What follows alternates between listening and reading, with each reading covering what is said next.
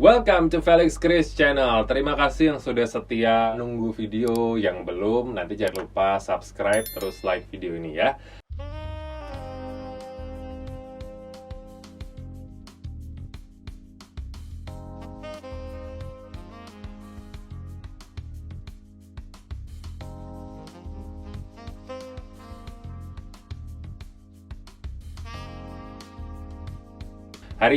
Kali ini kita akan membahas tentang prostitusi. Nah, kira-kira kapan sih prostitusi pertama kali ada di Indonesia? Karena kalau misalnya kita mikir prostitusi gitu, oh sarkem, oh saritem, oh doli gitu. Tapi sebenarnya sebelum itu apakah sudah ada juga tentang prostitusi ini di Indonesia? Kalau kita tarik mundur lagi dari zaman dahulu, awal-awal kebudayaan di Indonesia, ternyata salah satu laporan paling awal tentang pelacuran atau prostitusi di Indonesia kuno itu berasal dari sumber di Tiongkok. Dari catatan sejarah dinasti Tang, itu dari sekitar tahun 640 Masehi. Itu mereka melaporkan bahwa di negara di Jawa, di tahun segitu mungkin masih zaman-zaman kerajaan, itu ada sejumlah wanita beracun, tanda kutip. Mereka menyebutkan pakai istilah wanita beracun. Kenapa? Karena laki-laki yang berhubungan dengan wanita beracun ini akan menderita luka bernanah dan mati setelahnya. Berarti mungkin ini mengacu pada penyakit menular seksual. Itu catatan dari prostitusi atau pelacuran di zaman Jawa kuno.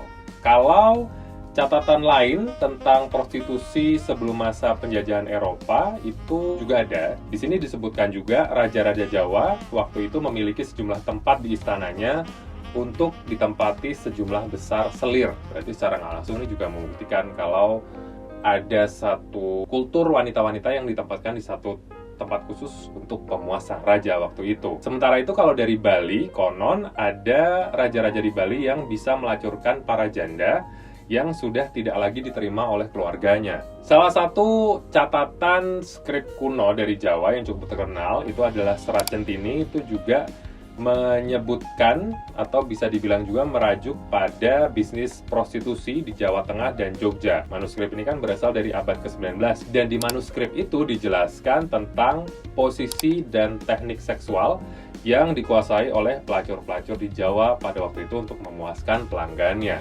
Plus di situ katanya juga di Serat Centini itu mengatakan bahwa dulu pernah ada rumah bordil yang ramai di sekitaran makam kerajaan Imogiri. Oke, itu zaman kerajaan, zaman dulu banget. Bagaimana dengan masa kolonial, masa penjajahan Belanda? Ini menurut makalah hasil research dari Profesor Emeritus Terence Hall dari Australian National University, yang ini risetnya sudah dipublikasikan juga di jurnal Musons di tahun 2017.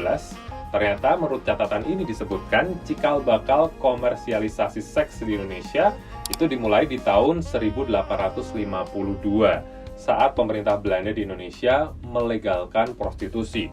Kenapa dilegalkan? Karena tujuannya adalah untuk bisa mengatur secara ketat dan mencegah tentang penyakit menular seksual. Waktu itu para pekerja seks komersial atau PSK itu disebutnya sebagai public woman atau wanita publik, wanita umum. Public woman ini diawasi secara ketat oleh kepolisian, didata untuk tentang kesehatannya agar tidak menularkan penyakit seperti sifilis dan segala macam. Dan kalau misalnya mereka akhirnya ketahuan menderita penyakit menular seksual, mereka akan dibawa satu institusi diisolasi, kemudian izinnya dicabut. Tapi mereka di sana dirawat untuk bisa kembali sehat. Kira-kira di manakah lokasi-lokasi yang pernah menjadi pusat prostitusi di Indonesia? Yang pertama Jakarta, ada yang disebut dengan Macau Po. Konon merupakan tempat prostitusi pertama yang berdiri di Batavia sekitar abad ke-17. Macau Po ini juga merupakan cikal bakal lokasi prostitusi di ibu kota. Dari situ pusatnya dulu ya. Dan pekerja seks yang bekerja di Macau Po ini dibawa dari Portugis dan juga Tiongkok. Pelanggan Macau Po ini umumnya adalah tentara-tentara Belanda yang waktu itu bertugas di Batavia. Apalagi juga ternyata lokasi Macau Po ini berada di dekat dengan barak tentara Belanda. Dan pelanggannya memang bukan orang sembarangan. Yang memakai jasa prostitusi di sana itu adalah masyarakat Belanda dan juga masyarakat kalangan atas yang memang bisa mengakses rumah bordil ini. Mungkin Makau Po ini juga yang akhirnya menyebabkan banyak lokasi-lokasi prostitusi muncul di Batavia.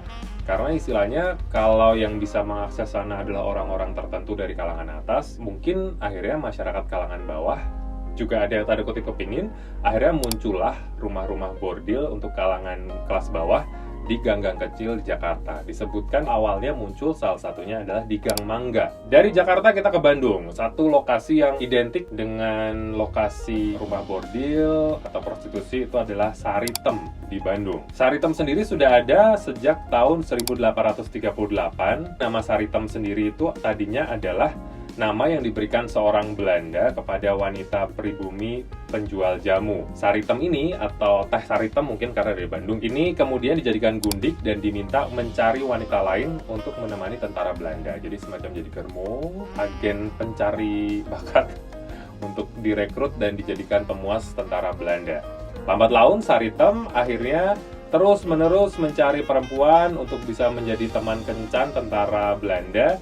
Dia mengumpulkan perempuan-perempuan muda dari Garut, Indramayu, Sumedang. Kemudian karena jumlahnya banyak, akhirnya Saritem diberikan satu rumah besar untuk bisa menampung gadis-gadis muda ini dan akhirnya dijadikan rumah bordil. Akhirnya lokasi itu yang berada di wilayah Gardu Jati dikenal dengan nama Saritem. Ada lagi yang lokasinya disebut sebagai yang terbesar di Asia Tenggara. Itu adalah Gang Doli di Surabaya. Memang terkenal banget dan bahkan memang jadi semacam referensi para penikmat lendir ini. Kalau datang ke Surabaya, hidung-hidung belang pasti akan ke Gang Doli dan memang ini disebut-sebut sebagai yang terbesar di Asia Tenggara. Para pekerja seks komersial di sana ada di rumah-rumah yang memanjang dan mereka dipajang di etalase seperti akuarium raksasa. Aktivitasnya yang berlangsung di sepanjang Gang Doli itu.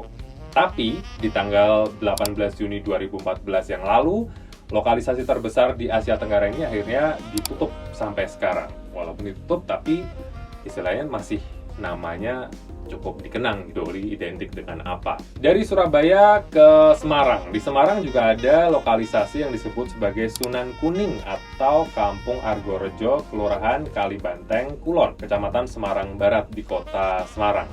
Ini dulu memang tenar sebagai lokasi prostitusi yang buka dari pagi hingga malam hari. Bahkan pengunjungnya pun juga nggak cuma dari kawasan Semarang, dari daerah-daerah lain juga banyak yang ke sana. Mereka bukan cuma datang untuk menikmati seks, tapi di sana juga ada seperti hiburan karaoke, kemudian alkohol, semuanya terpusat di Sunan Kuning di Semarang ini. Oke, yang nunggu Jogja nanti sabar ya. Kita ke Batam dulu. Di Batam itu juga ada lokalisasi yang diberi nama Sintai. Lokalisasi ini juga termasuk salah satu yang terbesar di Indonesia. Dan mungkin belum banyak yang tahu kalau lokalisasi ini awalnya adalah tempat rehabilitasi. Di lokasi ini ada papan nama yang bertuliskan Pusat Rehabilitasi Sosial Non-Panti. Sudah berdiri sejak tahun 2000-an dan memang lokasi ini dulunya sengaja dibuat untuk mengumpulkan para PSK yang tersebar di beberapa wilayah di Batam untuk dibina. Mungkin karena kurang pengawasan, akhirnya tempat rehabilitasi atau pusat rehabilitasi ini menjadi tempat lokalisasi terbesar di Batam, bahkan konon katanya terbesar di Indonesia. Oke, yang terakhir, Jogja. Coba apa?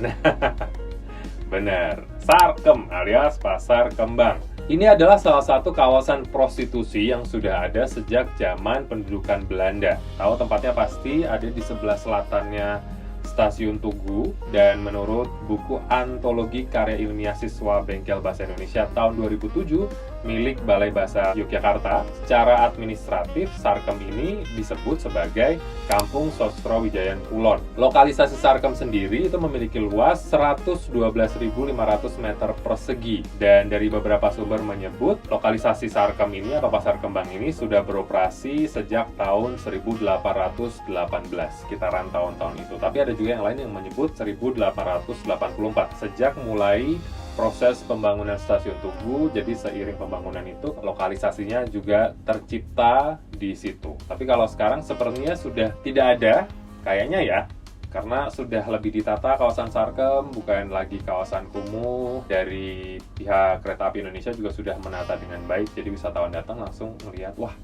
Pasar Kembang cantik sekali. Mungkin kamu tahu informasi lain tentang pasar kembang? Ayo, ngaku. Oke, itu tadi cerita sejarah prostitusi di Indonesia sekaligus beberapa tempat lokasi yang pernah sangat terkenal dengan prostitusinya atau sebagai pusat lokalisasi. Terima kasih yang sudah nonton hari ini. Jangan lupa klik like dan subscribe channel Felix Kris dan sampai ketemu di video-video selanjutnya. Bye-bye.